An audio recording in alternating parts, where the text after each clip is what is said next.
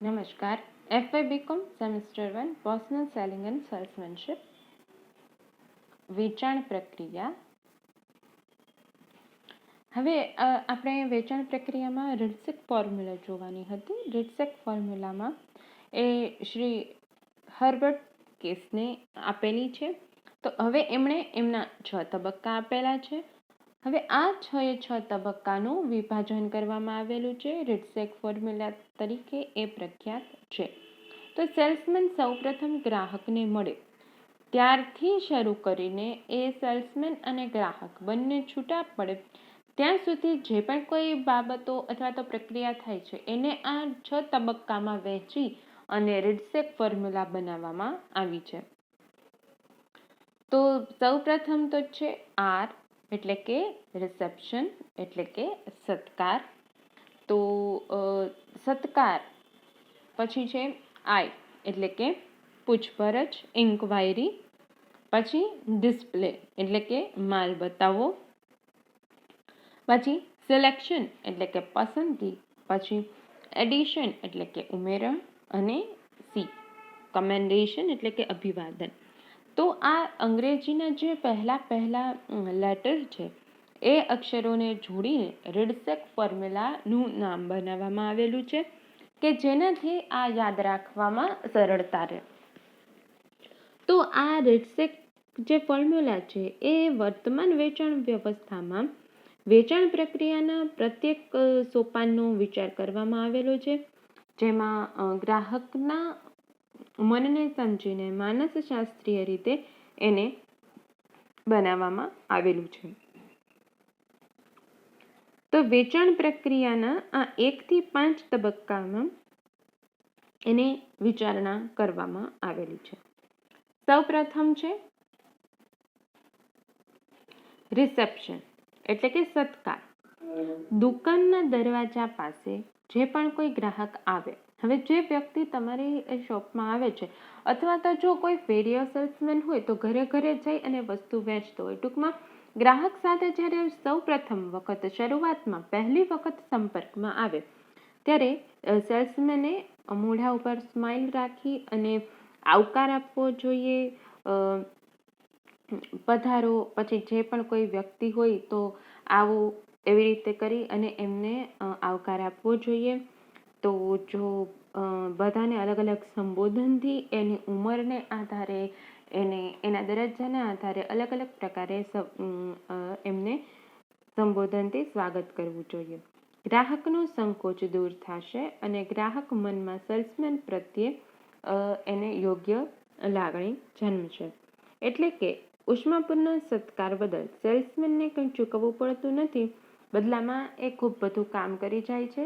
ટૂંકમાં એ સારો આવકાર આપશે તો ગ્રાહક એને લાગશે કે સેલ્સમેન સારો છે અને ગ્રાહક જઈ અને તેની પાસેથી જે પણ કોઈક સેલ્સમેન દ્વારા માહિતી આપે છે એ માહિતી સાંભળવા માટે તૈયાર થાય છે. ત્યાર પછી છે ઇન્ક્વાયરી એટલે કે પૂછપરછ. તો ગ્રાહકના આદરયુક્ત સત્કાર બાદ બેઠક વ્યવસ્થા હોય તે બેસવાની વિનંતી કરીને પૂછપરછ રૂપે વાતચીતનો પ્રારંભ કરતા હોય. હવે આપણે સામાન્ય રીતે જ્યારે દુકાન ઉપર જઈએ તો આવો, પછી જે પ્રકારે હોય તેમ કે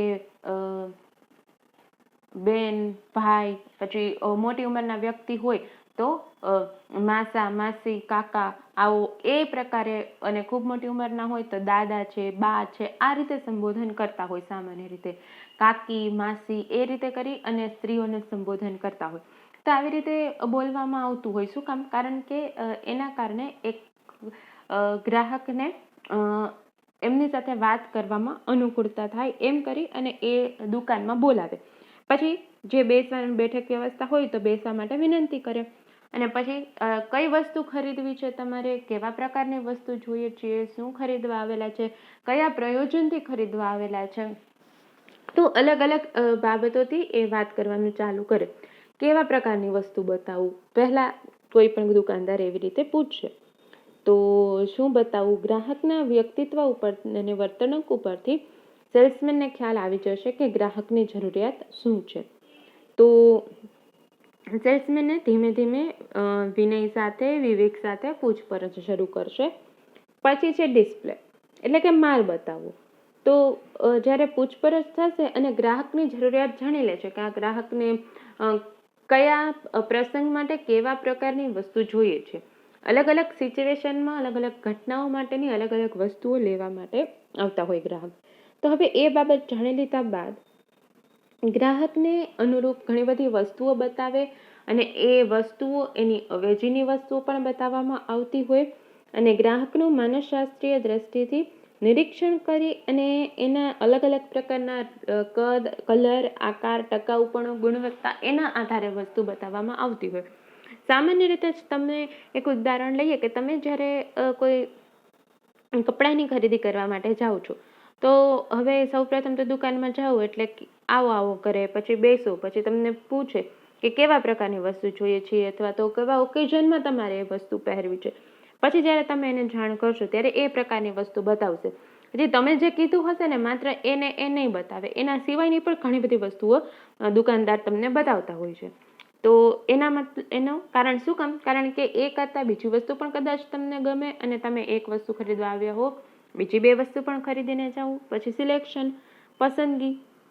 ઘણી વખત ગ્રાહકને ઘણી બધી વસ્તુ બતાવવામાં આવે પછી ગ્રાહકમાં મૂંઝવણમાં પડી જાય છે કે કઈ વસ્તુ સારી લાગશે, કઈ વસ્તુ ખરાબ લાગશે. તો 3-4 વસ્તુનું સિલેક્શન એક સાથે નથી કરી શકતા. ત્યારે કઈ વસ્તુને છોડવીને કઈ વસ્તુને ખરીદવી એમાં ગ્રાહક મૂંઝવણ અનુભવતો હોય. ત્યારે દુકાનદાર જ સામેથી કહેતા હોય છે કે આ સારી છે, આ ફેશનમાં છે, આનો કલર ખૂબ સારો છે, આ નવો જ સ્ટોક આવેલો છે, અત્યારે આની ખૂબ માંગ છે, આ વસ્તુ વધુ સારી છે. આવી પ્રકારની વાત કરી અને ગ્રાહકને એ વસ્તુની પસંદગી કરવા માટે જે સેલ્સમેન છે એ મદદ કરે છે. પછી એડિશન એટલે કે ઉમેરણ. ગ્રાહકે વસ્તુ પસંદ કરેલી છે, હવે ગ્રાહકની પસંદગીને યોગ્ય ગણાવી અને ત્યારબાદ પસંદ કરેલ વસ્તુને અનુરૂપ અને સહાયક વસ્તુ પણ લોકો દેતા હોય છે સાથે. જેમ કે બૂટ ખરીદવા જતા હોય તો બૂટની જે દોરી હોય, પછી બૂટ પોલિશ કરવા માટેનું હોય, પછી એની સાથે સાથે એનું બ્રશ છે, પછી આ બધી વસ્તુ સાથે સાથે આપતા હોય. જેમ કે કોઈ વિદ્યાર્થી છે એ હવે ટેક્સ્ટ બુક ખરીદવા જાય છે તો ત્યાંનો જે સેલ્સમેન હશે એ સામેથી જ પૂછશે કે તમારે ગાઈડ જોઈએ છીએ, તમારે લખવાના ચોપડા જોઈએ છીએ, સાદી નોટબુક જોઈએ છીએ, પેન, પેન્સિલ, રબર બધું જોઈએ છે. તો આ વસ્તુ શું કામ એ લોકો પૂછતા હોય? આ બધી એની એડિશન, ઉમેરણની વસ્તુ કહેવાય. એક વસ્તુની સાથે જે એની લાગતી વળગતી બીજી વસ્તુ હોય એ પણ બતાવતા હોય છે. તો આવી બધી વસ્તુના કારણે ઘણી બધી કમાણી ગ્રાહકો દ્વારા એ સેલ્સમેન કરતા હોય છે. પછી છે એકોમેન્ડેશન. તો હવે કમેન્ડેશન કોને કહેવાય? એટલે કે અભિવાદન. માલ, સેવા, ચીજવસ્તુની ખરીદી બાદ સેલ્સમેનને ગ્રાહકનું અભિવાદન કરી અને એમને વિદાય આપતા હોય. તો ગ્રાહકની અવગણના ન થાય એટલે એ વ્યવસ્થિત રીતે એને વિદાય આપતા હોય કે બીજી વખત પણ ગ્રાહક ફરીથી આવે, આવજો, એવી રીતે આ પ્રકારના કમેન્ડેશન ગ્રાહકને આપવામાં આવતા હોય છે. અભિવાદન, જે મૈત્રીપૂર્ણ અભિવાદન કરી અને વેચાણ પ્રક્રિયાનું સમાપન કરવામાં આવતું હોય. તો એ અભિવાદનનો સમાવેશ પણ વેચાણ પ્રક્રિયામાં થતો હોય છે, જેના કારણે ગ્રાહક છે એને બીજી વખત પણ એ સેલ્સમેનના વર્તનને કારણે ગ્રાહક છે એ બીજી વખત ત્યાંથી વસ્તુ, માલ ખરીદવા જતો હોય છે. તો આ રીટસેક ફોર્મ્યુલા છે કે વેચાણ પ્રક્રિયામાં સેલ્સમેને શું કાર્ય કરવાનું રહેશે એ રીટસેક ફોર્મ્યુલા દ્વારા ખ્યાલ આવે છે. Thank you.